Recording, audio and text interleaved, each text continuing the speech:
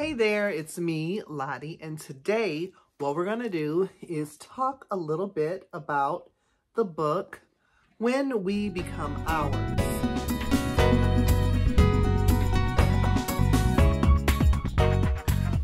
So, remember the other day I was sharing with you my book haul that I got while I was at Source Books, and I said I would have additional information.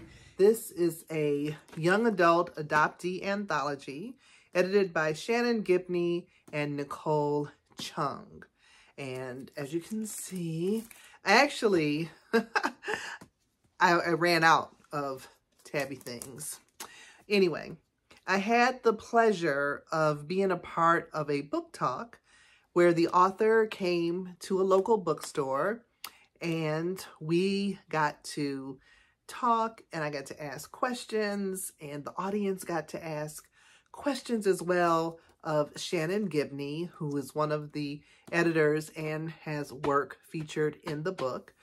Nicole Chung is the other editor. She also has pieces in the book. There are 15 different short stories from best-selling authors to newly published authors, their first time ever being published. And it focuses on transracial adoptee stories. Many of them are international, some are domestic adoptee stories. I'll read a bit from the inside cover. There is no universal adoption experience, and no two adoptees have the same story.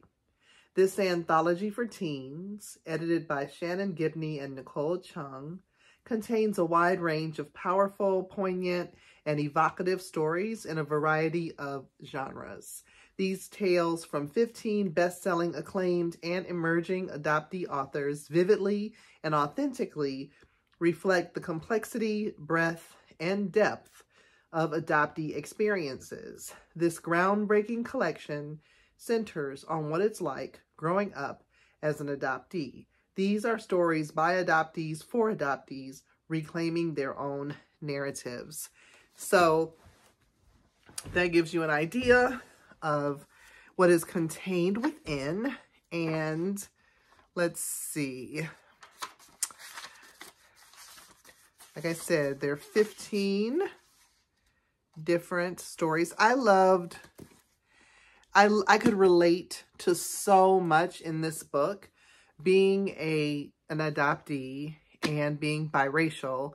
And now usually, I guess I could say always, but I'm not sure.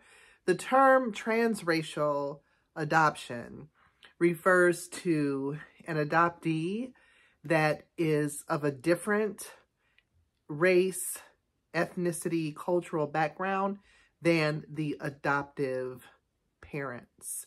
Usually the adoptees are various groups, people of color, and the adoptive parents are white. Now, in my case, I am biracial, and a lot of times these children are biracial as well, or mixed race. So many different, the language salad, okay, which we talked about some in our book talk, you know, like the different terms and how they land with people, how some people don't vibe with certain terminology, especially for adoptees that are, you know, finding their voices and beginning to unpack for themselves what this experience is like. And language is evolving for adoptees to not only reclaim their narrative, but construct their own narrative, their own ways of describing their experience or how they identify. So there was a lot.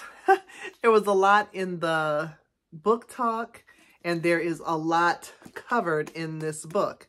You know, I mean, like I said, I related to so many things. I do love this quote here. This is from the editors here in the beginning.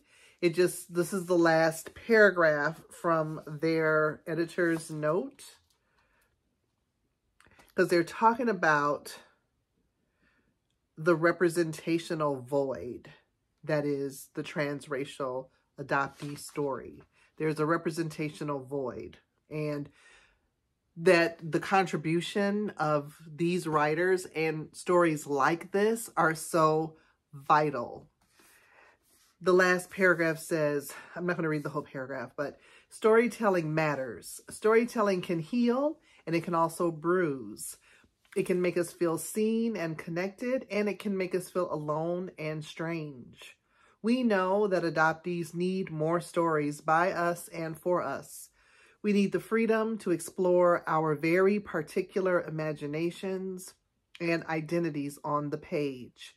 As editors, contributors, and transracial adoptees ourselves, we were thrilled to throw ourselves into assembling an A-team of stories from many genres by leading adoptee writers today. The literary, sci-fi, fantasy, horror, speculative, and graphic fiction in this volume points to the complexity, breadth, and depth of adoptee experiences, though we know that there are many more stories out there to be shared. It talks about how it'll draw you in, make you laugh and cringe, grieve and hope, ask questions, and perhaps seek new answers. Most of all, we hope it'll spark some flash of recognition in our adoptee readers, the knowledge that our stories have always been with us, waiting to be told and shared, processing and held.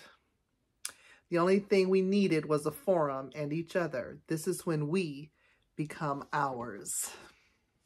And I have to say, this book did draw me in, and there were certain parts that I did definitely laugh out loud. I remember one of the stories, and I think it was Shannon Gibney's story. It was the story Oreo. There was just so much in that story that I could relate to. And it just made me laugh out loud. When I was reading this book, I was in a restaurant having breakfast, waiting for my car to be serviced.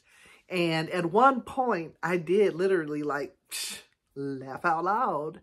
And an elder couple across from me was eating. And I remember I looked around sort of self-consciously like, oh my God, I did laugh out loud.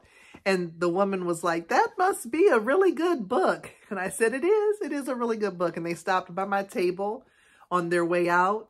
And of course, had a few more questions for me, like, what is the book and everything? And of course, I had to share, oh, it's an adoptee anthology and I'm adopted. And but anyway, they got a kick out of that. It is a very good book. I think that the stories will make you think. They will, some of them made me cry.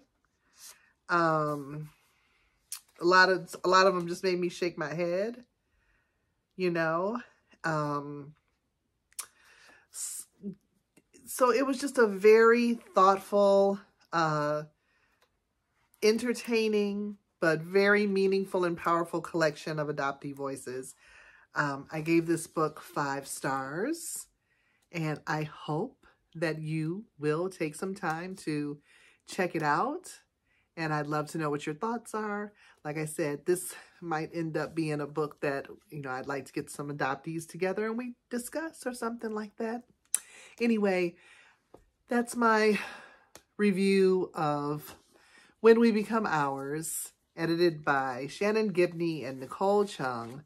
I hope that you'll check it out. And until I see you in the next video, take care.